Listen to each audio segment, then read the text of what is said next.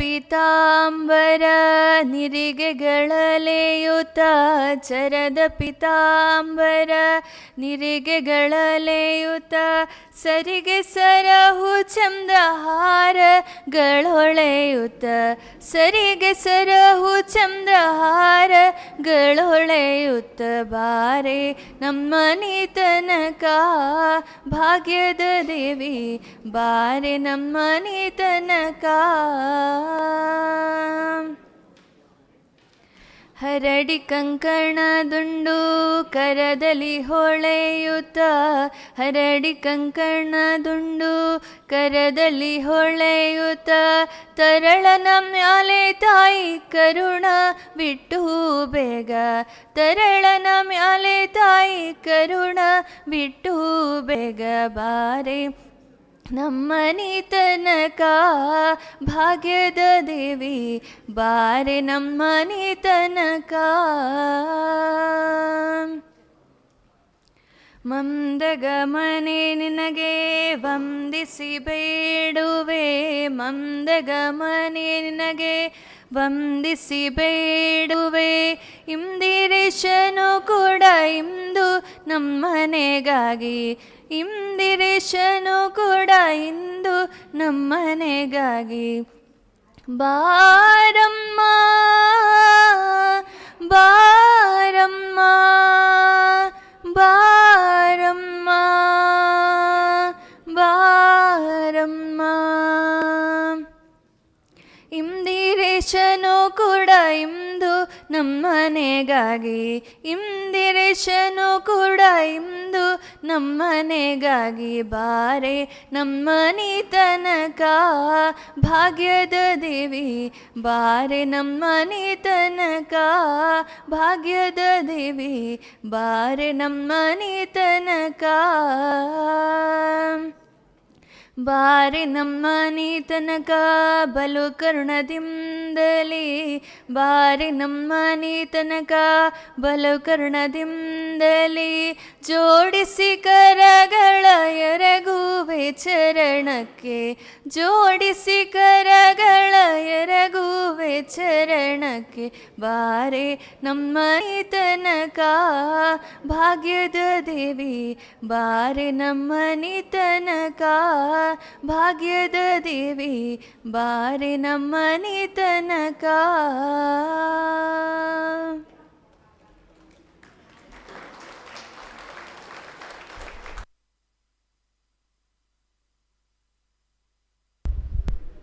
Hariyo. Today's Aarti Seve is by Srimati and Sri G. N. Sheshadri, Srimati and Sri Guru Prasad, Srimati and Sri Tyagarajan, Srimati and Sri Sudhakar Rao, Srimati and Sri Shashank. We request them to please come forward and perform the Aarti.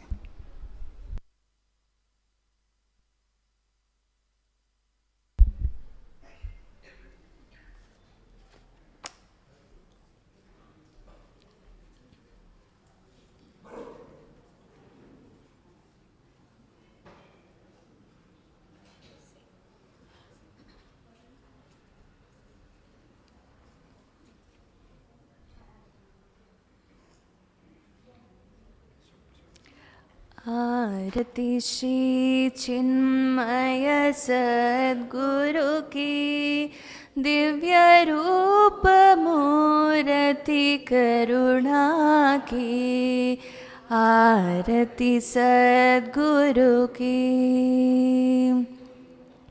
चरणों में उनके शांति समाये शरणागत की भ्रांति मिटाए पाप ताप संताप हरण की आरती श्री चिन्मय सद्गुरु की आरती सद्गुरु की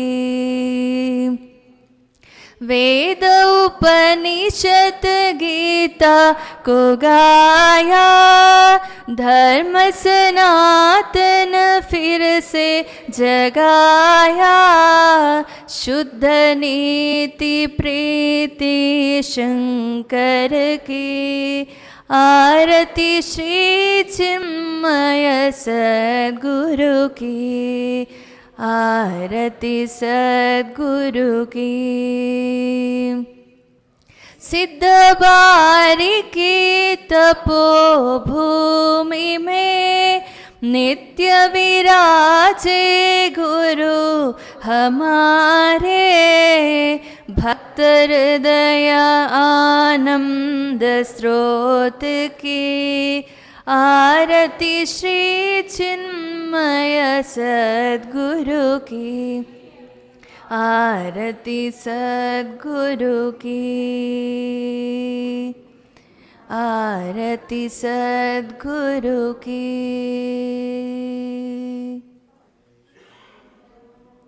आज की जय।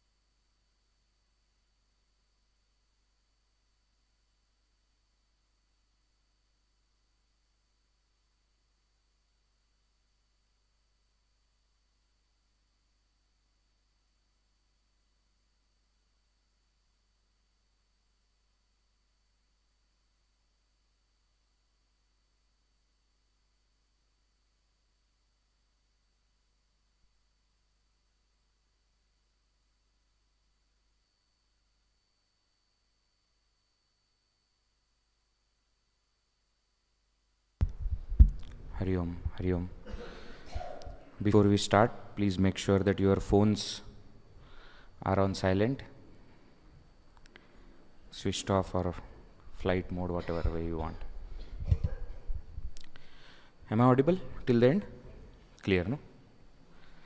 All right.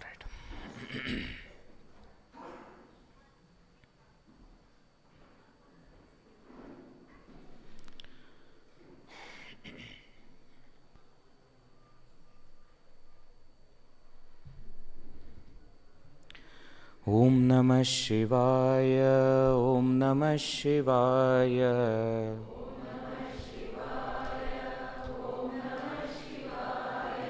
Om Namah Shivaya, Om Namah Shivaya.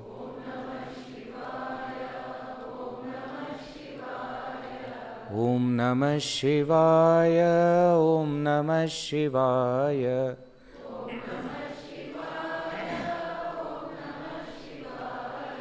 Om Namah Shivaya, Om Namah Shivaya.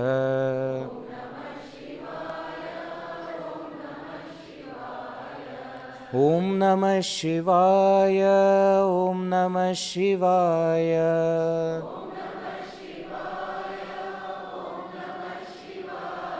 Om Namah Shivaya, Om Namah Shivaya.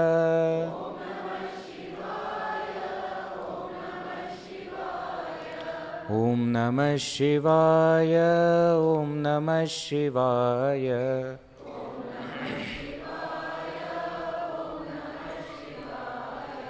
Om Namah Shivaya, Om Namah Shivaya.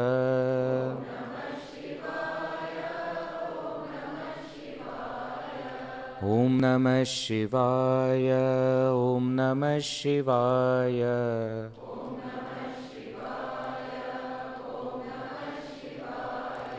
Om Namah Shivaya, Om Namah Shivaya.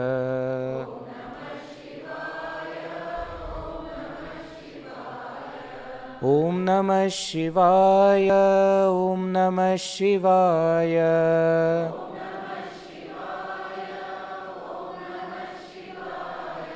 Om Namah Shivaya. Om Namah Shivaya.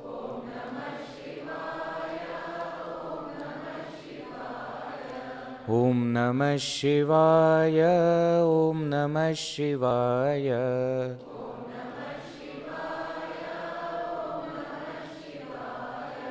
Om Namah Shivaya.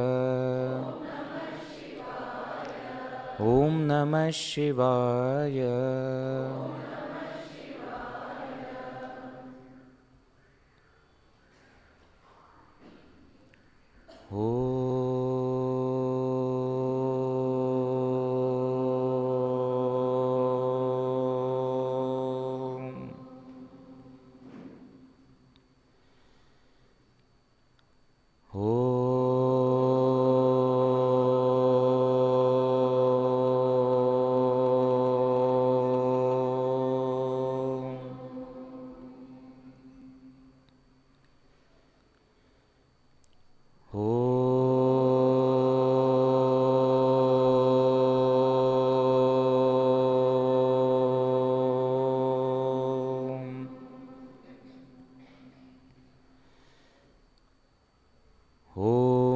Sahana vavatu, sahanau bhunaktu.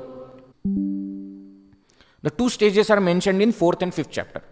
First is called Jnana Karma Sannyasa, means Jnane Karma Sannyasa. Renunciation of action is happening in knowledge. Hey, what do you mean in knowledge renunciation is happening? You act with knowledge, and then that action will not be termed action because of the knowledge. Careful. You are not giving up action, but you are performing the action with higher wisdom, higher knowledge, because of which the action that you are performing is not termed action. Let me give you an example to understand. Do you see sunrise? Veji, sunrise happens very early morning. That sometimes by mistake we see sunrise when we have to catch some train or bus, etc. You ask sunset, asks about sunset. Okay. Do you see sunset? Yes. Thank you. But as physics student, you know that there is no sun setting. There is no sunset. I hope you know. Sun is not rising and setting. You know that, right? Sun is there. Earth is rotating. And therefore we feel that sun is rising, sun is setting. Now what is happening? As physics student, you know that the sun is not rising, sun is not setting, yet you will enjoy the rising sun and setting sun. Now what is happening? You are seeing, but your knowledge is not clouded by what you are seeing. So knowledge actually is giving more meaning to the action of seeing. The action has not changed. You still enjoy the sunrise and the sunset. But the knowledge is there, and therefore you are not confused. You are like small child. When sun is setting, you will not cry. Sun is going. Sun is not going anywhere. Why? Knowledge is there. This is called Jnane Karma Sannyasa. Example of Jnane Karma Sannyasa. Okay? Means you perform the action with the knowledge, and the action will not be termed action because of the knowledge. What is that knowledge that we are going to see? But you remember this. This is the first step of karma sannyas, the first step of sannyas. That you give up action through knowledge, not actually giving up of action.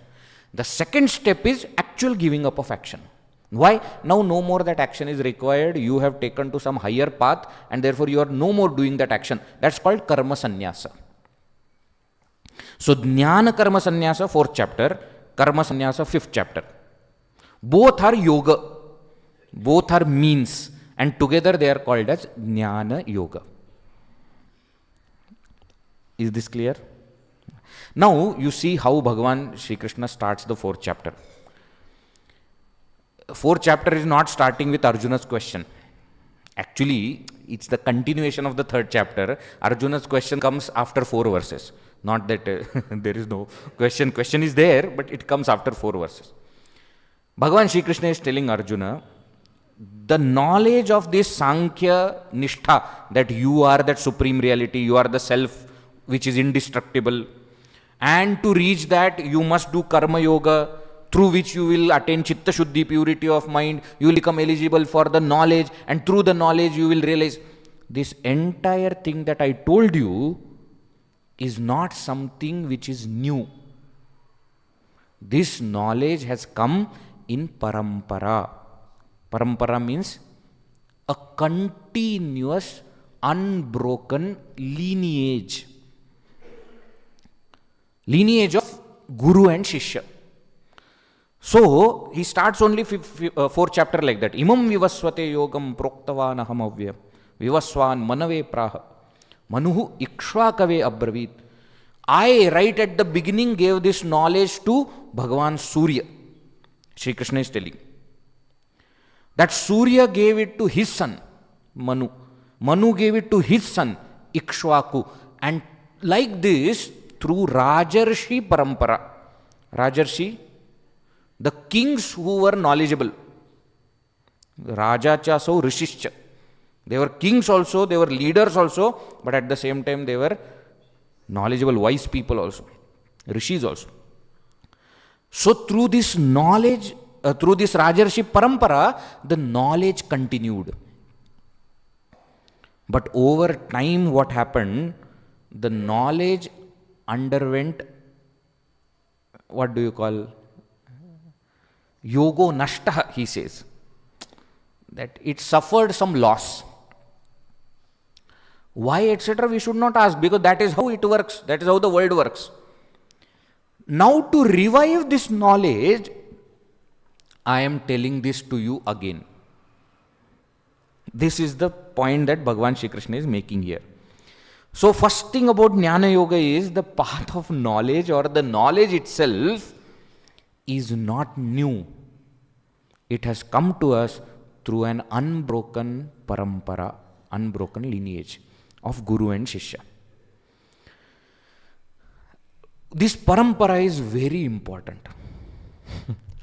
Why? Because tomorrow if I suddenly feel something and I give that as knowledge, there is no proof that what I feel is right. Isn't it? What is the authority? What is the proof that you are saying, whatever you are saying is right? What is the proof? The greatest proof for us is that lineage. That this is not my knowledge, this has come in lineage. How is that a proof? When we say that this has come in lineage means many masters have assimilated this knowledge, experienced it and propagated it. That itself becomes a proof. If it was not right, some point of time someone would have stopped it saying that no, this is not right. If it has come through the unbroken lineage means it's a living proof. What we call as time tested. Time tested. That's why many times when so many things happen, and then somebody asks us, what do you think about this? We say wait for some time. Why? The time will tell whether this is right or wrong. The time will tell. This knowledge is true because the time has told. The same knowledge was given right at the beginning of the creation. And even now, that same knowledge, which means the knowledge is time tested. Actually, there are many reasons why Bhagavan Shri Krishna says like this.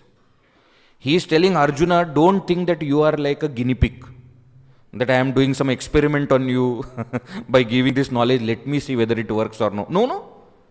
This is a time-tested knowledge. You are not the first person. Also, he wants to say that Rajarshi Parampara, He gives Rajarshi Parampara. He is not telling that this was known to Vasishtha Rishi and Vasishtha Rishi, then taught to Vishwamitra Rishi. Nothing like that. Means what? Those who need to act have got this knowledge. You also need to act. You also must have this knowledge. Arjuna is from same Rajarshi Parampara. He is also Raja only. He is also Kshatriya only. So Bhagavan very intelligently gives Rajarshi Parampara. Ikshvaku, he says. That Vamsha, Kshatriya Vamsha is quoting. And therefore, Arjuna, don't just think that it is for somebody who has retired into forest. No.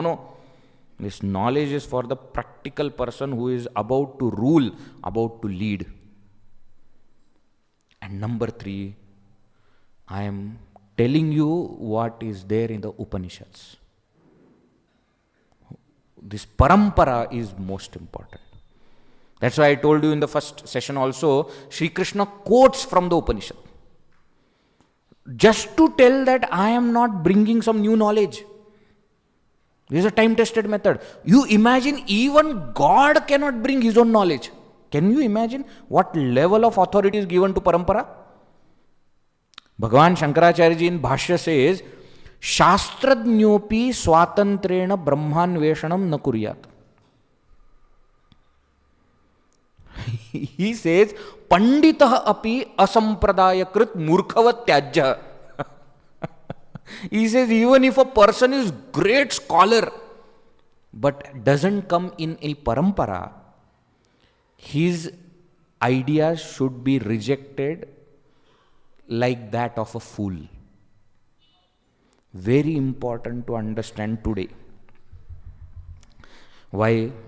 Because today there are so many spiritual gurus, isn't it? And we often wonder that they are popular, they are so well known, but are they right? Are they wrong? Many people come and ask me also, Veji, what do you think? Who is the right? I said, I have a very simple logic to it. Anybody who says what I am saying is the only truth is wrong. Anybody who says I am the only one who has understood the knowledge is wrong. Any wise person will say, this is not my knowledge. This is what I have received from my Guru. Who has received from his Guru? Who has received from his Guru? Originality of thought has no strength in Vedanta. Please understand this. Originality of method, possible. Originality of knowledge, not possible. The same knowledge, in what method should I give? That is each person's prerogative. That each person can decide.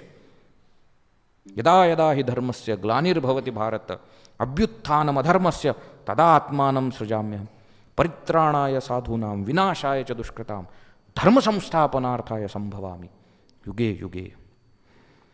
That is not what I am going to explain, because that's not the topic. But he gives Avatara Rahasya by explaining how Avatara happens, when Avatara happens, and why Avatara happens. The 3 verses that I quoted are respectively telling these 3 things. How Avatara takes place, when does it take place, yada yada hi dharmasya, and why paritranaya sadhunam. So he explains this Avatara Rahasya. Then he goes back to what he wanted to tell. He started by saying that this knowledge that I have given you has come from parampara. What is that knowledge that he is talking about? And that is the knowledge of Akartru Atma.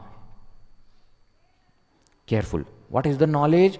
The knowledge of the self, which or who is the non-doer. The self doesn't do anything. That is what he is going to tell. And therefore, 13th verse, which is very popular, which is controversial and misunderstood, etc. Chaturvaranyam maya srishtam gunakarma vibhagashah tasya kartaram apimam vidhi akartaram avyayam. But actually from that verse only the main topic of Jnana Yoga starts. Bhagavan Shri Krishna says, though I have created this entire Chaturvarna Vyavastha according to Guna and Karma, but tasya kartaram api, though the creator of it, vidhi, please understand Arjuna, akartaram. Please understand me to be the non-doer. What, Bhagavan, what are you telling? I have done it, but I have not done it. Huh? So, have you done it or not? One thing you tell now. I have actually not done it. Then who did? I. What is this? Okay. Do you see this light, this tube light glowing? Who is creating the light? Electricity. Is electricity creating light? Think. Electricity is just there. In the presence of electricity, light is coming. Understand the difference? Though the light cannot come without the electricity, in a way you can say that electricity is creating light, but actually electricity is not creating anything. As a matter of fact, electricity doesn't even understand light. Why? Because for electricity there is no light. There is only electricity. Isn't it? So, you can say, in a way you can say the light is created by electricity. But actually what is it? Electricity is not doing anything. That is what he is trying to say. In the presence of sun, so many things happen. In the presence of sun. So sun is there, light is there, and then everybody starts. This is the example given by Bhagavan Shankaracharya in Atma Bodha also, where he says that Suryalokam yatha janaha, that's the example. That when the sun rises, everybody engages into action. Jago, jago, jago, get up, sun has come out. Let us start our business, let us start our things. Now, in poetic way, you will tell that the Surya, the sun is coming to everybody's house and inspiring everybody to act and telling everybody get up and do. But actually speaking, is sun doing anything? As a matter of fact, sun doesn't know that there is something called as earth, where there are people who have come up with concepts of sunrise and sunset, and they decide that on sunrise you should start the work and on sunset you should stop the work. Sun is not even aware that we have created Gregorian calendar based on sun. And we celebrate New Year according to sun's movement. Which sun's movement? That sun who does not move. In a way, he is inspiring us to act, but in another way, he is just there. Bhagavan Shri Krishna is telling Arjuna, I am that self in whose presence everything happens, but that self remains non-doer, akarta.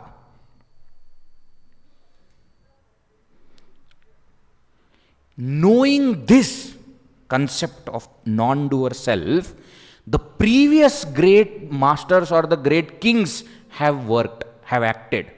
You also must do the same. That's what he says. Evam nyatva kritam karma purvairapi mumukshubhihi kuru karmaiva tasmatto purvaihi purvataram kritam. So how they have acted, you also do the same. What? With this knowledge that I am not doing anything, act. Vedji, frankly, shall I tell you something? Please. Zero I understood. I have not understood anything. Up to Karma Yoga, it was good. Perform your duties, offer to God. Very good. Now, what are you talking? Understand that you are the non-doer and then do. You understand now why Bhagavan again and again comes back and says you should do Karma Yoga? You see why? Our eligibility is not there in knowledge. The realization, our eligibility is not there. So Bhagavan says here, before you understand this, understand what is karma. Then you will understand how I am akarta. I am the non-doer. How? So there is, explains also beautifully that there is karma, there is vikarma, and there is akarma. Karma means action. Karma means action. Here it refers to duty. Enjoined action means the action which I am supposed to do. Vihita karma. Vikarma means prohibited action which I should not do. Bad actions which I should not do. And akarma means no action. Inaction. So Bhagavan says you must understand these three different concepts. Karma, what you must do. Vikarma, what you must not do. And akarma means not doing. That also you should not do. Akarma means inaction, laziness, karma abhava, etc. Now he says, do you understand? Now I will change the definition. Why are you doing like this? What? Akarma has another meaning. Akarma can also mean unaction. This is Gurudev's terms. So action, prohibited action, inaction. Akarma is inaction. Akarma can also mean unaction. Unaction means what? You perform the action, but that action will not be called as action. Veji, how is this possible? It is possible. How? Action is called action because of the doership behind that action. Action is called action because of the doership behind the action. Means, if I feel that I am the one doing it, then that action will become action. If the doership is not there, then though that action is performed, it will not be called as action. I will give you an example by which you will understand this. In sleep, children have a habit of kicking. Especially when they play a lot, run around a lot, their legs are paining. When they sleep next to us, they kick you. Correct? Do you hold them in contempt? Next day morning, you get up. My dear son, in the night you kicked me 3 times. No, you don't. Actually, very interestingly, when that child is in the womb of the mother, that fetus also kicks. And the mother becomes happy. Imagine the same fellow after coming out, in all his senses kicks you. You understand the difference? What is the difference? In Hindi they say na, मैं मेरे पूरे होशो हवास में कहता हूं. You remember? Means what? When there is a doership behind it, then that action is action, then it can be karma or vikarma, right action or wrong action. When there is doership behind. But when I am sleeping, I am not even aware that my legs are moving. There is no doership. When there is no doership, that action is not called action, though the action is performed. Did you understand this? Now clear? So the important thing is what? Whether there is doership or no doership. So action becomes action not because of the action, but because of the doership behind the action. If the doership is not there, though action, it will be called unaction.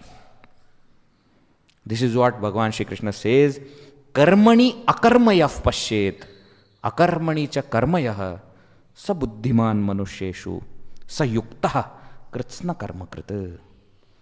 Arjuna, what?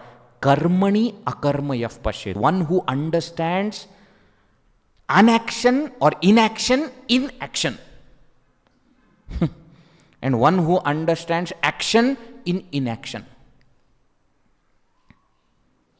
That person is right. Sabuddhiman manusheshu. He is a wise person among all human beings. What? Why are you calling him intelligent? Because he has understood the secret of action. And what is the secret of action? The secret of action is the doership behind the action. So with the doership, even if you act or don't act, it will be still called action. With the doership. Means what? I say, I am not going to do anything. That is also an action. See, you will be punished even for not acting. Isn't it? One child went to mother and said that, Mother, my school has called you to meet. Mother said, school called me? What did you do? She said, I didn't do anything. How is it possible? If you have not done anything, why will they call? He said, I did not go. How can I do something when I have not gone?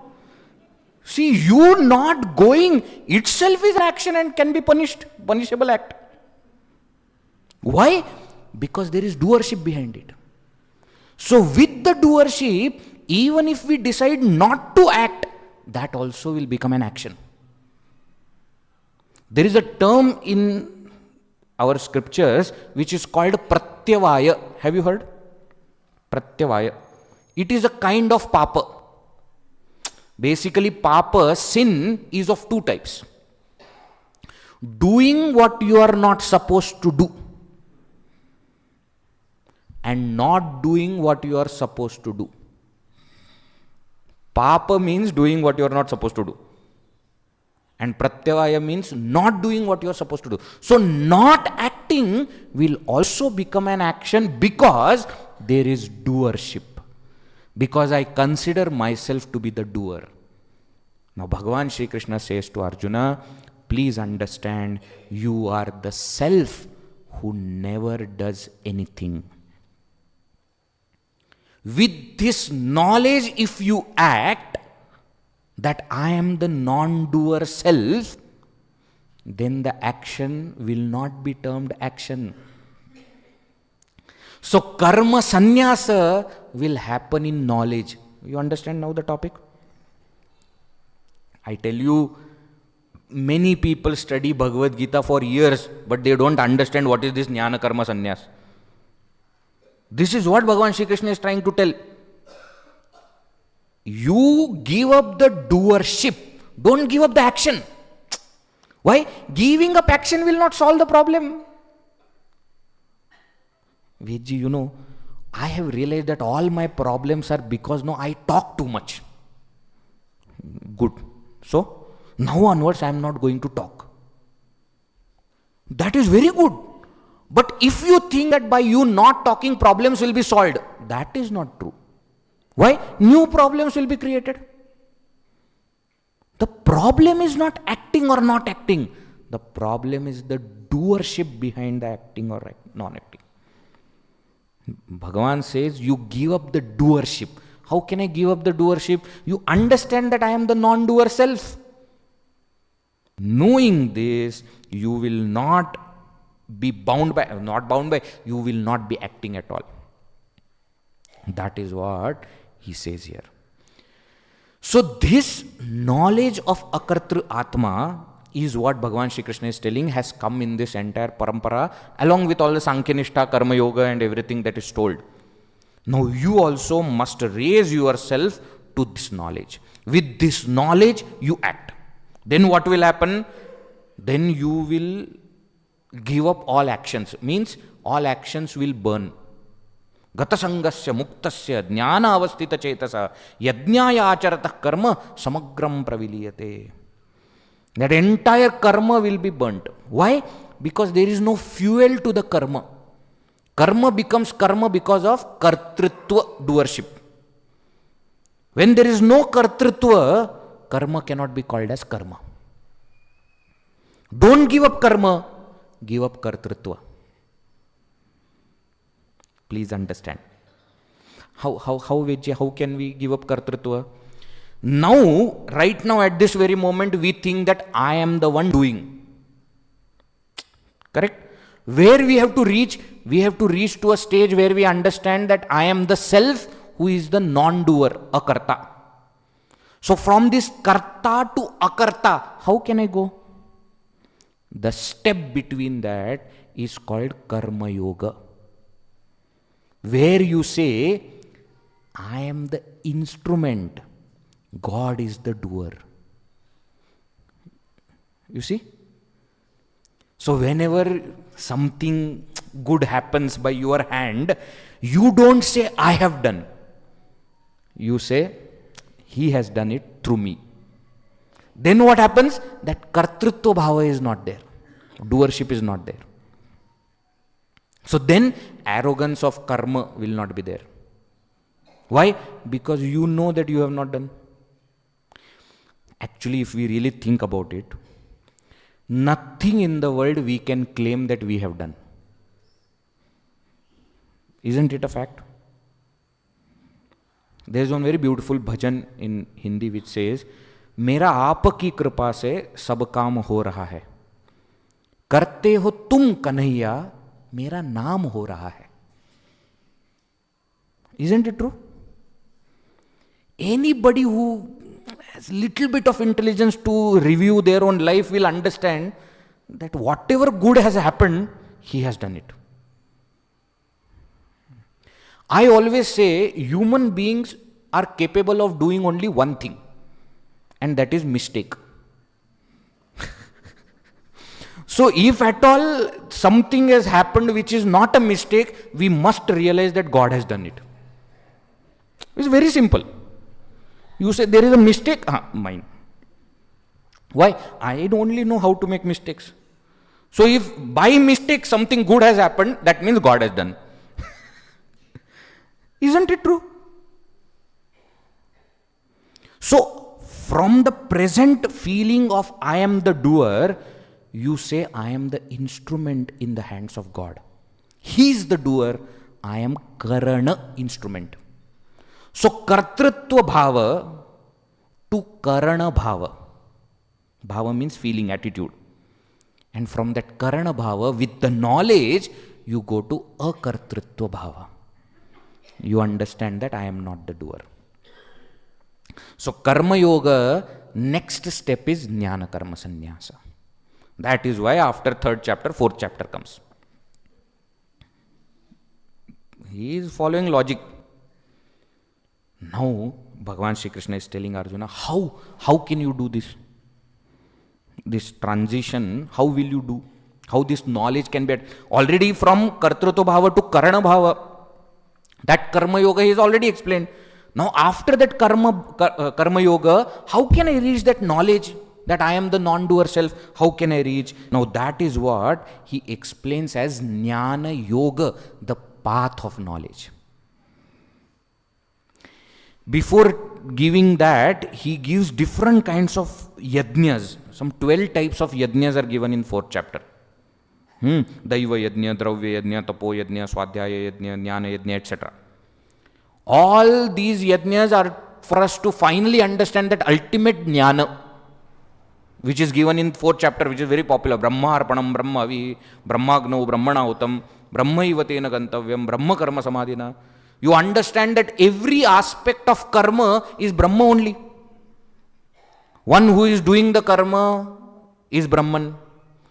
The karma is Brahman. The instrument is Brahman. Brahma arpanam, Brahma havihi, Brahma agnau, the fire in which you are offering, that is also Brahman. Brahmana utam, one who is offering, that is also Brahman. What is offered, that is also Brahman. You understand that everything is Brahman, which will mean what? I am not doing anything. In my presence, in presence of that Brahman, everything is happening. This is the ultimate knowledge to which we have to reach. Now Bhagavan gives the path to reach this knowledge. What? First step, Arjuna, what? Go and approach a guru. Tadvidhi pranipatena pariprashnena sevaya upadekshanti te jnanam jnaninas tattvadarshinaha. So after practicing karma yoga, what is the next step for the sadhaka? Guru upasadana, approaching a guru. How I should approach a guru? Tadvidhi pranipatena, with the humility. Pranipata means to prostrate, to salute, to offer salutations. Means what? Don't go. Guru, chalo. Start. I am going to sit and relax. You start. Hey, knowledge will not be gained like this. You go with the attitude that I have come to gain something. You know, I do not know. I am at a lower level. You are at a higher level. Please teach. Pranipatena. Pariprashnena. Ask the right questions. Don't ask, Guru, how are you, Guru? How? I have heard that you are from this place. What was your old name? How does it matter? Just curiosity. Don't ask curious questions. Ask the essential questions. Ask the questions, what is the purpose of life? Why am I human being? Who am I? What is this world? Who is God? Ask these essential questions. How can I get out of this samsara? This sorrow which I am experiencing, how can I get out of it? Pariprashnena, ask the right questions. And then he says, sevaya, do seva. Why seva? Many people think that these gurus like to have chelas around them who will do their sevas. Say seva in everything, no? And therefore they only have started this concept. No, that is not true. Why seva? When you serve the Guru, you become tuned to the Guru. And then when Guru says something, you understand. Okay. I'll give you example, small example, and you will understand. When we were studying in Sandipani Sadhanalaya, see how the attuning with Guru happens, with the Acharya happens. Swamiji used to teach, our Acharya used to come and take class, etc. And after a text is over, there used to be assignment. Okay, we have to sometimes write, submit, sometimes we have to read the answer, sometimes we have to talk, different kinds of assignment. In most of those assignments, what Acharya will come is, he will come with one box. The box had all the chits of all our names. So he will read the question and will take out the chit. And whoever name it is, that person has to answer. One day what happened, Swamiji came, he started that session, it was assignment review session, and he looked at his desk on the side, there was no box. But he had already sat down and he had already started Om. I remember one person who was serving Swamiji quietly got up, went out. By the time Swamiji finished the prayer, he brought that box, kept it and sat. Now this is called tuning with the Guru. Has he said anything? No. The tuning should be such that without him explicitly saying anything, you should understand. Why? Because this knowledge cannot be given in words. So unless we are tuned to Guru, we will not gain knowledge. We may hear words. We may write down in the notes. We may intellectually understand, but we will not experience it. Experience happens in silence. Real teaching happens in silence. Dakshinamurti Bhagavan is sitting here. How did he give Upadesha? Mauna Vyakya. The miracle is not that he spoke in silence. The miracle is those rishis understood the meaning of silence. Why? They were tuned. They were ready for that knowledge. Eligibility was so high that he just did this and they understood. That Jnana mudra he did, they understood. Okay. For this knowledge to happen, tuning is required. That tuning happens through seva. Never consider seva as something lower. You are disrespecting seva. Seva is the most important thing. Why? Because it makes us eligible. Gurudev used to say, no, serve to deserve. You serve so that you can deserve the knowledge. When you serve, when you are tuned, Guru would say just once and we will get it.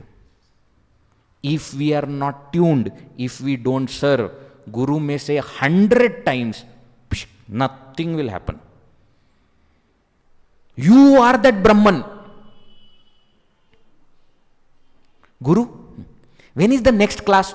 Why next class? Already told you are Brahman. That I know. That you have been telling for last 10 classes. Why? Tuning has not happened. So, pranipata, pariprashna, seva. Pranipata means what? That attitude of humility, attitude of surrender. Pariprashna means the right questions, eagerness to understand the reality. And seva means readiness to serve so that you can tune with the Guru. Who is the Guru? Upadekshantite jnaninaha tattvadarshinaha. One who is a jnani. Jnani means well learned in the scriptures. What is said in the Upanishads as Shrotriya. And Tattvadarshi, one who himself has realized that Tattva, that truth. So not just bookish knowledge, but experiential knowledge. Shrotriya Brahmanishtha. This is what is said in Mundaka Upanishad also, isn't it? That you must approach the teacher who is Shrotriya Brahmanishta. Now Bhagavan Shri Krishna is giving that Shrotriya Brahmanishta as Jnani and Tattvadarshi. Different words, meaning is same. So Arjuna, after doing Karma Yoga, what is the next step for you? Approach the teacher with the right attitude of humility, with the right questions and with readiness to serve so that you can tune yourself. What kind of Guru should I approach? Guru who is Shrotriya and Brahmanishta. When I approach, what will the Guru do? Upadekshanti. The Guru will give knowledge.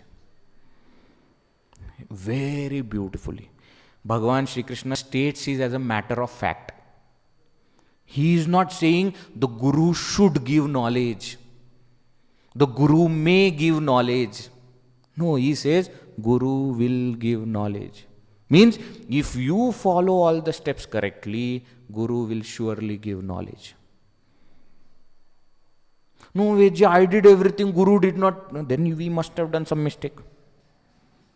Why? If we do everything right, there is no reason, no, chance that Guru will not give knowledge. Guru will give knowledge. When Guru gives knowledge, what should I do? Next step. After Guru Upasadana, what comes? The most important path of Jnana Yoga. What is that? Shravana, Manana and Nididhyasana. You listen to the teaching of the Guru, Shravana. Reflect on it, Manana. Meditate on it, Nididhyasana. This is explained in 5th chapter. I am bringing the verses which are relevant according to the topic. Tad buddhayah, tadatmanaha, tannishtaha, tatparayanaha, gachanti apunaravrittim, jnana nirdhuta kalmashaha. Entire path is shown. Tatparayana, vairagya is there, karma yoga is practiced, tannishtaha. Then what? They with that determination they do shravana and manana. Tad atmanaha, they become one with the knowledge, nididhyasana. Tad buddhaya, they experience it. Sakshatkara happens. Gachanti apunaravrittim, and they become mukta. The entire path is shown. Karma Yoga gives chitta shuddhi. With that shuddha chitta, with that pure mind, you approach the teacher. You approach the teacher, you learn from the teacher. So what is the step after Guru Upasadana? Shravana. Shravana means what? Listening. Not hearing. A difference. Listening means listening attentively with faith and understanding the correct import of the teaching. That is called Shravana. Not that I heard. Don't just hear. There should be faith in the Guru and in the scriptures when you are listening. Attention should be there. And number 3, you should come to the correct import. Otherwise, after telling the whole thing, you will come to some other conclusion. Then that is not, I did Shravana. No, then that is not called Shravana. No, some people are expert in this. You tell them, go straight, take right. See, first of all, many people are confused about what is left, what is right. Okay, the confusion starts from there only. They will easily say, go right, go right. Left hand you are showing. Oh, left, go left, go left. Such people, even when they listen to somebody's instruction, go straight, take right, some people understand. They go and then take right. Some people go straight and then they are confused. Did he say right? Did he say left? What did he say? And there are worse kind of people. Confidently they will say, he said left. 3 kinds of students are there. Uttamadhikari, Madhyamadhikari and Mandadhikari, they are called. The way we were saying now that tuning with Guru happens, there also, based on that also there is this gradation of students. Some are there, they understand before the Guru says. The Guru hints and they understand what he wants. Guru doesn't have to say. You know, our Gurudev, his one look is sufficient for you to understand what is happening. Sometimes huge Jnana Yajnas and big, so many people and Gurudev is talking and it's very difficult, no, when there are thousands of people sitting and to capture their attention, very difficult job. And when he is doing it, some fellow will come from behind and will cross everybody and will sit in front. And Gurudev, that one look, that is sufficient. That fellow, if he is really tuned to Guru, he will feel that the earth should break and take me inside. If you are not tuned, you will look at Gurudev and smile. Nothing can be done for such people. Isn't it? Sometimes you should see, it is very interesting. Even when we watch Gurudev's videos now, he will be talking and suddenly in between the flow he will say, and he will continue. You have to understand this is for somebody. That fellow must have understood this. None of us will understand. So just by hinting, somebody understands. Good student. Mediocre students are those where Guru has to tell, do this, and then they will understand. Poor students are those, even after Guru tells, nothing, they don't understand.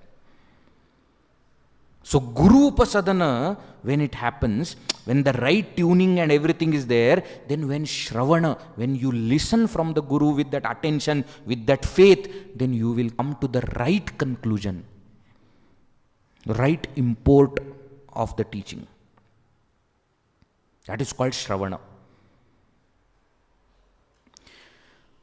Though I have come to the right import, that knowledge that I have received is still Guru's knowledge. Isn't it? Now that Guru's knowledge has to become my knowledge. So what I receive in Shravana is information. Now that information should become knowledge. How will that happen? Manana, reflection. Means what? You bring the questions yourself. Why did Guru say like this? Why did scripture say like this? What is the logic? Now you are chewing that knowledge so that you can digest it. Guru has given it. Shravana is done. Now that information that you have received has to become knowledge. For that, you have to reflect. That is called manana. After listening, after reflecting, now what? Now I must feel that knowledge. At the end of Shravana and Manana, intellectual clarity has come. But do I feel that knowledge? That is the question. For that, meditation is required. Means what? You sit with that knowledge. What you have listened from the Guru and what you have reflected upon, you have chewed. Now allow that to settle. Allow it to go deeper in you. That is called nididhyasana. Therefore, in meditation, what do? We actually don't do anything. We just sit with that knowledge. That one thought, Aham Brahmasmi, you just sit with it. Allow that thought to go deeper and deeper and deeper. So we listen, Shravana, then we process, Manana, and then we allow it to settle in our heart. So ear to head to heart. Shravana, Manana, Nididhyasana. This is called Jnana Yoga. This is called Swadhyaya. That we listen, we reflect, and we meditate. So after Guru Upasadana, after approaching the teacher, this is what we are supposed to do. Now it must be clear, Karma Yoga and Jnana Yoga, what is the difference? Karma Yoga is you perform your duty, you offer it to God. Jnana Yoga means you approach the teacher and then you listen from the teacher, the scriptural knowledge, you reflect on it and you meditate on it. So there is a specific action that we are doing in Jnana Yoga. Karma Yoga doesn't have any specific action. Any duty, any action can become Karma Yoga. Shall I tell you something? Even Shravana, Manana, Nididhyasana can become Karma Yoga. Why? Because that is also my duty. I can do even that and offer it to God. Even that will become Karma Yoga. Even Karma Yoga can become Jnana Yoga. Any duty that I am performing, I can bring this knowledge, I can reflect, I can meditate. It will become Jnana Yoga. So please understand, these are not very exclusive things. They are interwoven. But when we refer to Karma Yoga means performing duty, offering to God. Ishwararpana. And when the result comes, accept it with joy. Prasada. That's called Karma Yoga. Jnana Yoga means Guru Upasadana. You approach the Guru. Shravana, Manana, Nididhyasana. Listen, reflect and meditate. This is the essence of Jnana Yoga. Now Bhagavan Shri Krishna takes different topics. What is the greatness of this knowledge? This path that you are following, Shravana, Manana, Nididhyasana, you are doing, what will happen by this? Yajnatva na punarmoham evam nyasyasi Pandava. Oh Pandava, oh Arjuna, once you gain knowledge with this method of Shravana, Manana, Nididhyasana, and once it becomes your wisdom, you remember, Shravana gives information, Manana will make it knowledge, Nididhyasana will make it wisdom. Once that wisdom has come, once that realization, the experience has come that I am this self, Satchidananda Swarupa, Akarta, Atma, once that realization has come, you will never be deluded again.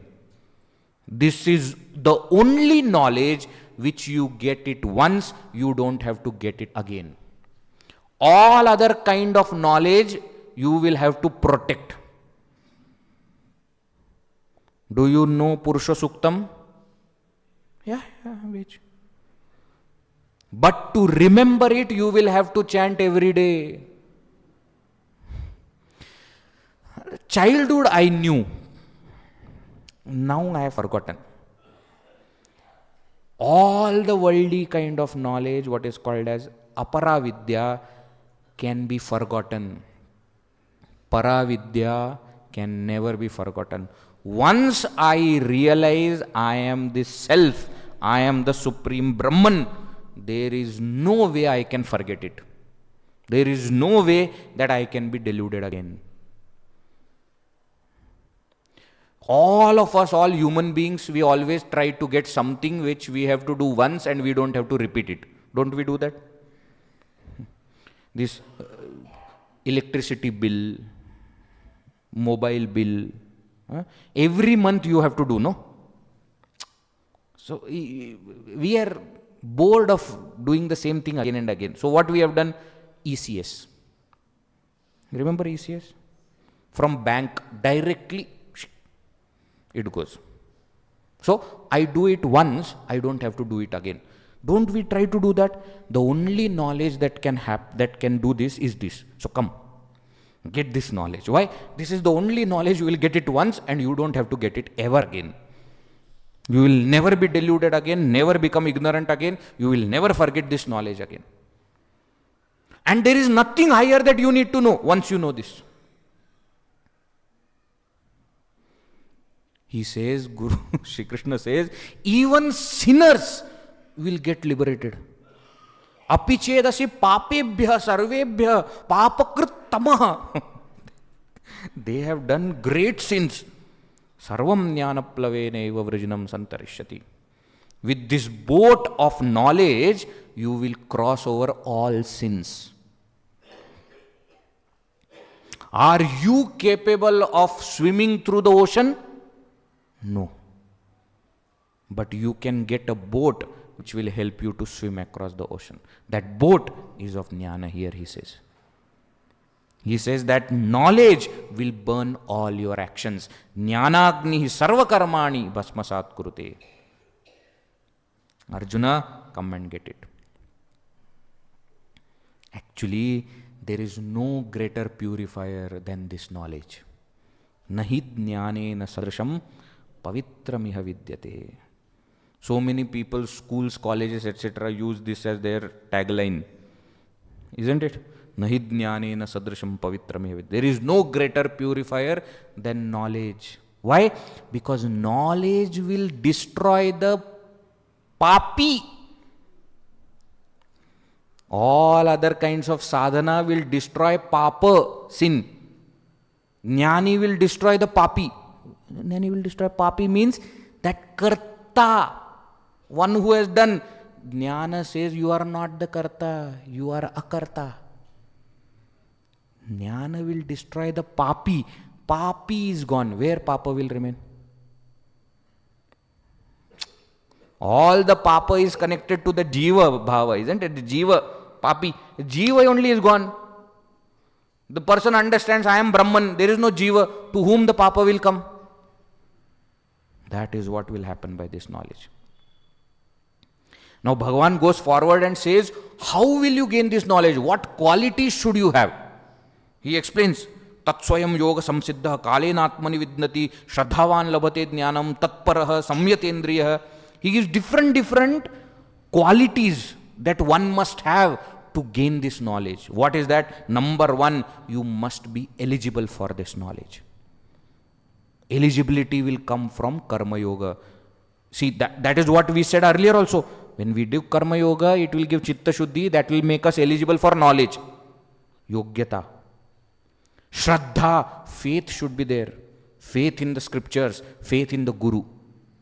That will make you eligible. Shraddha. Tatparata. Tatparata means commitment should be there to this knowledge. Not that I am studying yoga and I am also studying Bhagavad Gita. So I have 10 classes over the week and one of it. Nah. This should percolate into every single thing of your life. Even if you are going for some yoga class, this knowledge should be taken there. You should practice it there also. You are going for job, take this knowledge with you for the job. Commitment should be there for the knowledge. Tatparata, focus should be there. And samyatendriya, control of senses and mind should be there. You can't expect that I am a lusty fellow and the desires are there, attachment is there, and I will get knowledge. Not possible. It's not the knowledge that you can gain like that. Totally we have to stop from sense pleasures. Then only we can get it. Such a person will get the knowledge. And then what? Shri Krishna ends the entire discourse by explaining the characteristics of the person who has gained the knowledge, which is called Jnani Lakshana. So there is Sthita Prajna Lakshana which comes in the 2nd chapter. Now in the 5th chapter, Jnani's Lakshanas are there. That how he is equanimous. Vidya Vinaya Sampanne Brahmane Gavi Hastini Shunicheva Shwapakecha Panditaha Samadarshina Ihaivatayirjita Sargaha Yesham Samye Sthitam Manaha Nirdosham hi Samam Brahma Tasmat Brahmani Te Sthitaha. How is that Jnani? That he is equanimous. Vidya Vinaya Sampanne Brahmane. Towards a person who is well learned and a great scholar. Gavi in the cow. Hastini in the elephant. Shuni in the dog. Shwapake, one who eats dog. Chandala is called. Towards all of them, Jnani is same. Panditaha Samadarshina. Means, Jnani does not judge anybody by the appearance or by the actions that they are performing. Jnani sees Brahman in every single one of them. Why? Because he has realized I am that Brahman. So is everyone else. It's not that I am the only Brahman, all other people are idiots. No. I am Brahman, so is everyone else. That is how Jnani is. He remains established in that Brahman. And therefore, when Priya, Apriya, when all these things, likes and dislikes, he doesn't care. He doesn't even get bothered by that. Na praharshet priyam prapya, na udvijet prapya cha apriyam, sthira buddhi, asammudha, brahmavid, brahmani sthita. That is how that Jnani is. If something good happens according to the people, he says, very good. Something bad happens according to people, he still says, very good. There is a story of Eknath Maharaj. Eknath Maharaj was a great saint, 14th, 15th century in Maharashtra. Great scholar also, not just great saint, but great scholar also. It is said that he was very popular in his village, Paithan, because he never used to get angry. So some people of the village, they decided that, let us have a bet. Who can make him angry? See, crooked people will always do like this. So one person took the bet and said, I will make sure that he becomes angry. So what did he do? He waited at the river side where Eknath Maharaj used to come to take bath. So Eknath Maharaj took bath. As he came out, this fellow spat on him. Eknath Maharaj went again, took bath, came again. Again he spat. Again Eknath Maharaj went, took bath, came out. Again he spat. It is said he did it 100 times. And every single time, without saying anything, without getting agitated, angry, quietly he again went, took bath and came back. Now, when repeatedly it happened, the fellow who was doing it changed. Because he said, what am I doing? Such a great Mahatma is not getting angry and I am trying to insult him. So when he came after 100 times, he fell at the feet of Eknath Maharaj and said that, sorry, I made a big mistake, please forgive me. Eknath Maharaj said, forgive you for what? For giving me chance of taking 100 holy dips? Think, when we are going and walking on the road, somebody's hand by mistake touches us.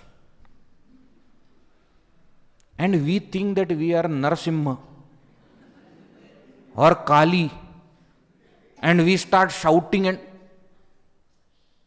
here is a person who is purposely doing it, and still the Mahatma says, anger for what? You have given me chance of taking 100 holy dips. You understand? It's not dry philosophy, it is practical philosophy. There are people who have done this. No desire, no anger. It has happened.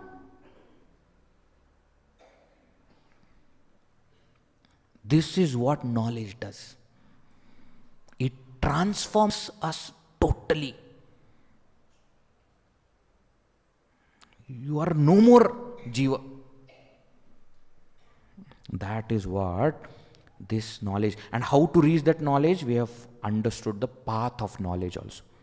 After Karma Yoga, after you gain Chitta Shuddhi, you approach the teacher, Guru Upasadana, you listen, Shravana, you reflect, Manana, contemplate and meditate, Nididhyasana. That will take you to that Sakshatkara, Nirvikalpa Samadhi, or whatever you want to call it. Experience of the Supreme, which will give you liberation. That experience of Supreme is Sankhya. Remember? Now, among all these steps, one particular step needs more clarification, more explanation, and that is meditation. Karma Yoga, Chitta Shuddhi, okay. Shravana Manana, you approach the Guru, okay. Shravana Manana, okay. Meditation is still not clear. That is tomorrow's topic of Dhyana Yoga, the path of meditation or contemplation. Okay? We will see tomorrow. Why should I tell now? Now there should be clarity, okay? You should not ask me question, Viji, should I do Karma Yoga or Jnana? Karma Yoga will give Chitta Shuddhi. Approach Guru. Shravana, Manana, Nididhyasana, realize. Okay? You can practice all these steps with the attitude of Karma Yoga. So in that way, then you are following Shri Krishna's advice. Because Shri Krishna wants us to do Karma Yoga only. All right. Om Purnamada Purnamidam Purnat Purnamudachyate Purnasya Purnamadaya Purnameva Vashishyate.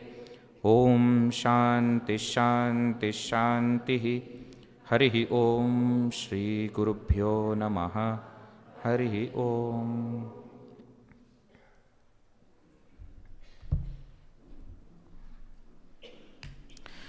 One announcement before we go. Tomorrow morning, tomorrow Sunday, 10 o'clock, there is a special youth meet. Only those who are in the age group of 18 to 32. 18 to 32. I am going to meet only them. So you are not invited. But please send anybody whom you know who is of this age.